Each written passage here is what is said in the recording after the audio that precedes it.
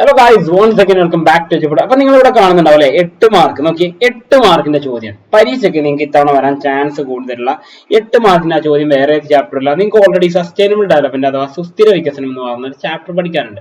Sustainable development and environment and sustainable development എന്ന് പറഞ്ഞ ചാപ്റ്ററാണ്. അപ്പൊ ഈ പറയുന്ന ചാപ്റ്ററിൽ 8 മാർക്ക് ചോദിക്കുന്ന ആ ചോദ്യം എന്താണ് പഠിക്കണം നമുക്ക് വേണം. അപ്പൊ നോക്കിക്കോളൂ, അതിന്റെ പ്രധാനപ്പെട്ട കാര്യങ്ങളൊക്കെ ഞാനോട് ചേർത്തിട്ടുണ്ട്. അപ്പൊ ക്വസ്റ്റ്യൻ പരീക്ഷയ്ക്ക് മിക്കവാറും വരാൻ സ്റ്റാൻഡേർഡ് ലെവലാണ് ചോദിക്കുന്നത്. ഇങ്ങനെയാണ് വരട്ടോ, നോക്കിക്കോട്ടോ. ക്വസ്റ്റ്യൻ ഇവിടെ കൊടുക്കുന്നുണ്ട്.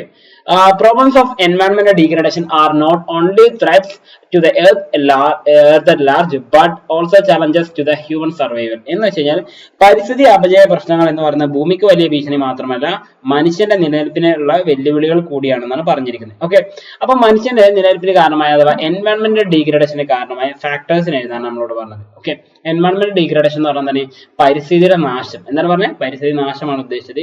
അപ്പൊ പരിസ്ഥിതി നശീകരണത്തിന് കാരണമാവുന്ന കാര്യങ്ങളെ കുറിച്ചാണ് പറഞ്ഞത്. ഓക്കെ, അപ്പൊ നമ്മൾ ഓൾറെഡി നമ്മുടെ പ്ലസ് വണ്ണിൽ നമ്മൾ പഠിച്ചത് 3 എണ്ണം പഠിച്ചിട്ടുണ്ട്. ഏതൊക്കെ പഠിച്ചത് നമുക്ക് നോക്കാം.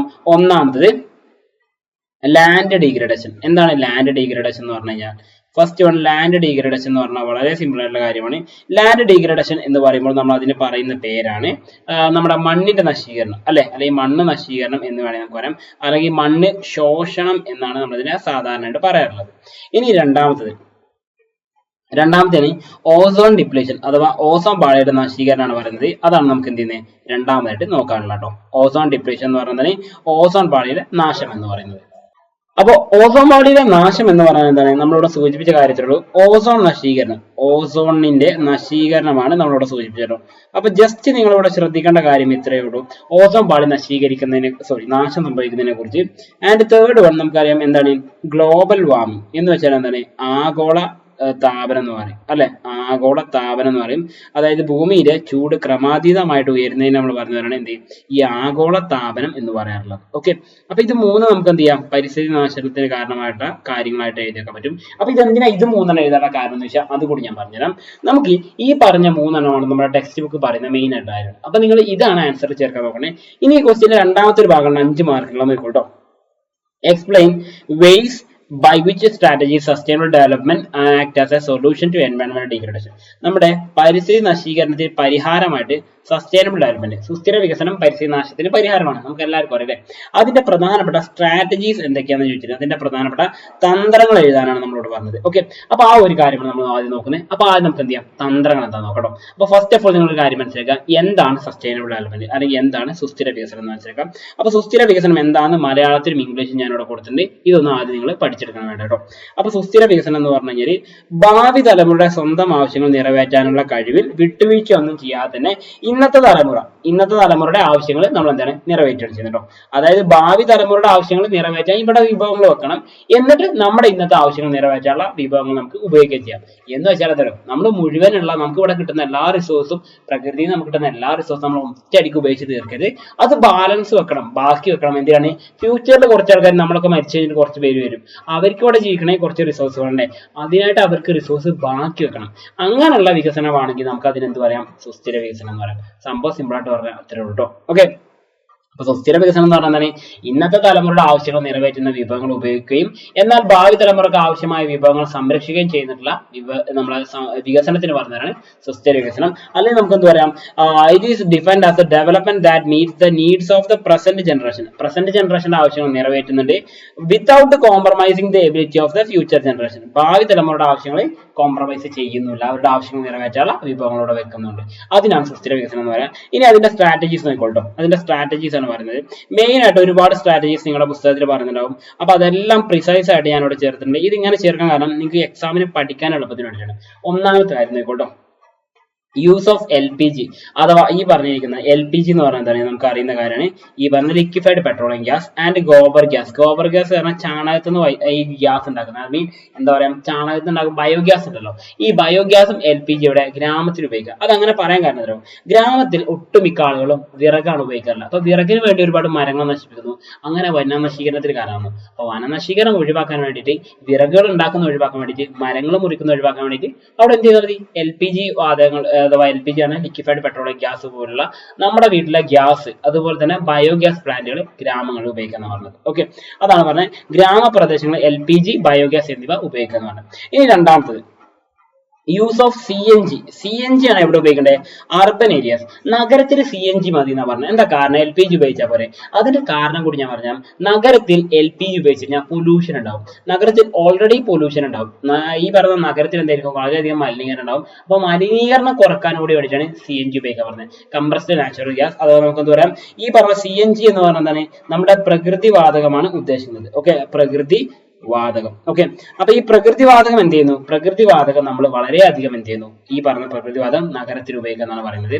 ഇനി മൂന്നാമത്തത് മിനി ഹൈഡൽ പ്ലാന്റുകൾ, അഥവാ ഒരു ഗ്രാമത്തിന് ആവശ്യമായ വൈദ്യുതി അല്ലെങ്കിൽ ഒരു നാടിന് ആവശ്യമായ വൈദ്യുതി. നമ്മുടെ കേരളം മുഴുവനുള്ള വൈദ്യുതി നമ്മൾ എന്ത് ചെയ്യേണ്ട? ഇടുക്കി അണക്കെട്ട് പോലുള്ള അണക്കെട്ടുകൾ ഉണ്ടാക്കേണ്ട കാര്യമില്ല. പകരം ഓരോ പ്രദേശത്തിന് ആവശ്യമായ വൈദ്യുതി ഉണ്ടാക്കാൻ വേണ്ടി അവിടെ മാത്രം ചെറിയ തോതിൽ എന്ത് ചെയ്യുക? ഹൈഡൽ പ്ലാന്റ് ഉണ്ടാക്കാൻ കുറച്ച് ചിലവൊക്കെ തന്നെയാണ്. പക്ഷെ എന്തായാലും അങ്ങനെ ഉണ്ടാക്കി കഴിഞ്ഞാലുള്ള പ്രത്യേകത എന്ന് പറയുന്നത്, ഈ മിനി ഹൈഡൽ പ്ലാന്റുകൾ ഉണ്ടാക്കുമ്പോൾ, മിനി ഹൈഡൽ പ്ലാന്റ് എന്ന് പറയുന്ന സസ്യങ്ങൾ കേട്ടോ. ഓക്കെ, പ്ലാന്റുകൾ അഥവാ പ്ലാന്റുകൾ അങ്ങനെ തന്നെ പഠിച്ചാൽ മതി. മിനി ഹൈഡൽ പ്ലാന്റുകൾ. ഈ മിനി ഹൈഡൽ പ്ലാന്റുകൾ എന്ന് പറഞ്ഞാൽ എന്താ സംഗതി ഉദ്ദേശിച്ച് ഇത്രയേ ഉള്ളൂ. നമുക്ക് ഈ പറയുന്ന ഒരു പ്രദേശത്തിന് ആവശ്യമായ വൈദ്യുതി ഉൽപ്പാദിപ്പിക്കാൻ വേണ്ടി ചെറിയ തോതിൽ അണക്കെട്ടൊക്കെ വെച്ചിട്ട് ചെറിയ അവിടെയുള്ള പുഴയുള്ള സ്രോതസ് തന്നെ ഉപയോഗപ്പെടുത്തിക്കൊണ്ട് വൈദ്യുതി ഉൽപ്പാദിപ്പിക്കുന്നതിനാണ് എന്ത് പറയാ? ഈ പറഞ്ഞ മിനി ഹൈഡൽ പ്ലാന്റുകൾ എന്ന് പറയാറുള്ളത്. ഓക്കെ, ഇനി നാലാമത്തേന് ട്രഡീഷണൽ നോളജ് ആൻഡ് പ്രാക്ടീസസ് എന്ന് വെച്ചാൽ പാരമ്പര്യമായിട്ട് അല്ലെങ്കിൽ പരമ്പരാഗതമായിട്ട് നമ്മൾ ഉപയോഗിക്കുന്ന അറിവുകളും അതുപോലുള്ള രീതികളും ഉപയോഗിക്കുക. പണ്ട് മനുഷ്യൻ കൃഷി ചെയ്യുന്ന സമയത്ത് പ്രകൃതിക്ക് ദോഷം വരുന്നത് വളരെ കുറവായിട്ടായിരുന്നു. അതാണ് പാരമ്പര്യ രീതികൾ ഉപയോഗപ്പെടുത്തുന്നത്. പണ്ടത്തെ കൃഷി രീതികൾ തന്നെ പ്രകൃതിയെ എന്താ പറയാ, ദൈവതുല്യമായിട്ടോ അല്ലെങ്കിൽ പ്രകൃതിക്ക് വളരെയധികം പ്രാധാന്യം കൊടുത്തുകൊണ്ടാണ് കൃഷി ചെയ്തിട്ടുണ്ടായിരുന്നത്. അപ്പോൾ ഈ പ്രകൃതി നശീകരണം അല്ലെങ്കിൽ പരിസ്ഥിതി നശീകരണം എന്ന് പറഞ്ഞാൽ വളരെയധികം കുറവായിരുന്നു. അങ്ങനെയുള്ള പരമ്പരാഗത രീതികൾ എന്ത് ചെയ്യുക? ഉപയോഗിക്കുക. അതായത് നമ്മൾ പഴയ കാലത്തെ തിരിച്ചു പോകണമെന്നല്ലാതെ അന്ന് രീതിയിലുണ്ടായ നല്ല ക്വാളിറ്റീസ് എന്ത് ചെയ്യുക? നമ്മൾ ഫോളോ അപ്പ് ചെയ്യുക എന്നാണ് പറയുന്നത്. ഓക്കെ, ഇനി അടുത്തതാണ് ബയോപെസ്റ്റ് കൺട്രോൾ എന്ന് വെച്ച് കഴിഞ്ഞാൽ തന്നെ ജൈവ കീട നിയന്ത്രണം. ഈ ജൈവ കീട നിയന്ത്രണം ഉണ്ടോ? ബയോപെസ്റ്റ് എന്ന് പറഞ്ഞു കഴിഞ്ഞാൽ ജൈവ കീട നിയന്ത്രണം, ജൈവ കീട നിയന്ത്രണം എന്നാണ് സൂചിപ്പിക്കുന്നത്. അപ്പൊ ജൈവ കീട നിയന്ത്രണം എന്ന് പറഞ്ഞാൽ ജൈവ വസ്തുക്കൾ ഉപയോഗിച്ചുകൊണ്ടല്ല പറയുന്നത്. ഇപ്പൊ കീടങ്ങളെ തുരത്താൻ വേണ്ടി നമുക്ക് എന്ത് ചെയ്യാൻ പറ്റും? ഈ പുകയില കഷായം ഉപയോഗപ്പെടുത്താം. അതുപോലെ തന്നെ ഈ പറഞ്ഞിരിക്കുന്ന കീടനാശിനികൾ അടിക്കേണ്ട കാര്യമില്ല. പകരം എന്ത് ചെയ്യാം? പെസ്റ്റ് കൺട്രോളിന് വേണ്ടി നമുക്ക് ബയോ പെസ്റ്റ് കൺട്രോൾ ആയിട്ടുള്ള അഥവാ ജൈവ കീട നിയന്ത്രണങ്ങൾ ഉപയോഗപ്പെടുത്താം. ആൻഡ് നെക്സ്റ്റ് ഇവിടെ പറഞ്ഞിട്ടുണ്ടെങ്കിൽ ബയോ കമ്പോസ്റ്റിംഗ്. ഓക്കെ, ഇവിടെ ബയോ പെസ്റ്റ് കൺട്രോൾ പറയുന്നത് ജൈവ കീടനാശിനികളെ കുറിച്ചാണ്. ജൈവ കീടനാശിനികൾ. ഓക്കെ, ജൈവ കീടനാശിനി എന്ന് പറയുമ്പോൾ നമുക്കറിയാം രാസ കീടനാശിനി, ഈ പറഞ്ഞ കെമിക്കൽ പെസ്റ്റിസൈഡുകൾ വേണ്ട, ഈ ബയോ പെസ്റ്റിസൈഡുകൾ മാത്രം മതി എന്നാണ് പറയുന്നത്. ജൈവ കീടനാശിനി ഉപയോഗിക്കാം. ഇനി ബയോ കമ്പോസ്റ്റിംഗ് പറഞ്ഞാൽ തന്നെ കെമിക്കൽ ഫെർട്ടിലൈസർ വേണ്ട, ജൈവ വളങ്ങൾ. ഓക്കെ, ജൈവ വളങ്ങൾ നിർമ്മിക്കാനാണ് ഈ പറയുന്നത്. ഓക്കെ, ജൈവ വളങ്ങൾ കൃഷിക്ക് ഉപയോഗിച്ച് കഴിഞ്ഞാൽ എന്താണ്? അത് മണ്ണിനും പരിസ്ഥിതിക്കും യാതൊരുവിധ ദോഷങ്ങളും ഉണ്ടാക്കുന്നില്ല. അപ്പൊ നമ്മളിവിടെ പറഞ്ഞു വെച്ച കാര്യങ്ങളെല്ലാം തന്നെ ഈ പറഞ്ഞ 6 പോയിന്റുകളുടെ പ്രത്യേകത എന്ന് പറഞ്ഞാൽ ഇത് 6ഉം എന്താണ് പറഞ്ഞത്? പരിസ്ഥിതി സംരക്ഷിക്കുന്ന രീതിയിലുള്ളതാണ് പറയുന്നത് അല്ലെ. ഇനി അവസാനമായിട്ട് സോളാറും വിൻഡ് പവറും നമ്മൾ എന്ത് ചെയ്യുക? ഉപയോഗപ്പെടുത്തുക. സോളാറും വിൻഡ് പവർ ഉപയോഗപ്പെടുത്തുക പറഞ്ഞാൽ സൗരോർജ്ജവും കാറ്റിൽ നിന്നുള്ള ഊർജ്ജവും ഉപയോഗപ്പെടുത്തുക. അതങ്ങനെ പറയാൻ കാരണം ഈ പറഞ്ഞ രീതിയിൽ ഉപയോഗപ്പെടുത്താണെങ്കിൽ പൊല്യൂഷൻ ഉണ്ടാവില്ല, മലിനീകരണത്തിന് ചാൻസ് ഇല്ല, പൊല്യൂഷൻ ഇല്ല, യാതൊരുവിധ പ്രശ്നങ്ങളില്ല. അപ്പൊ നമ്മുടെ പരിസ്ഥിതിയെ സംരക്ഷിക്കുന്ന രീതിയിലുള്ള ഈ പറഞ്ഞ വികസന പ്രവർത്തനങ്ങൾക്ക് വേണ്ടി നമുക്ക് ഉപയോഗിക്കാൻ പറ്റുന്ന തന്ത്രങ്ങളെ കുറിച്ചാണ് ഇപ്പൊ പറഞ്ഞത്. ഇതെന്ത് ചെയ്യുക? നിങ്ങൾ വൃത്തിയായിട്ട് വ്യക്തമായിട്ട് പഠിച്ചേക്കുക. ഓക്കെ, ഡീറ്റെയിൽ ആയിട്ട് നിങ്ങൾ ഇത് പഠിച്ചേക്കുക. കാരണം നാളത്തെ പരീക്ഷയ്ക്ക് 8 മാർക്കിന്റെ ഒരു എസ്സേ ക്വസ്റ്റ്യൻ എന്ന് പറയുന്നത് ഈ ചോദ്യമായിരിക്കും. ഓക്കെ, അപ്പൊ 8 മാർക്ക് നിങ്ങൾ ഈ ക്വസ്റ്റ്യൻ പ്രതീക്ഷിക്കാം. അപ്പൊ വീണ്ടും പുതിയ പുതിയ ചോദ്യങ്ങളായിട്ട് നമുക്ക് പരിചയപ്പെടണമെങ്കിൽ മക്കളെ ഇന്ന് രാത്രി കൃത്യം 7 മണിക്ക് നമ്മുടെ ലൈവ് ഉണ്ട് കേട്ടോ. ഇന്ന് രാത്രി കൃത്യം 7 മണിക്ക് നമ്മുടെ ലൈവ് ഉണ്ട്. അതുപോലെ തന്നെ നാളെ രാവിലെ 6 മണിക്കും നമുക്ക് റോക്കറ്റ് റിവിഷൻ ഉണ്ടായിരിക്കും.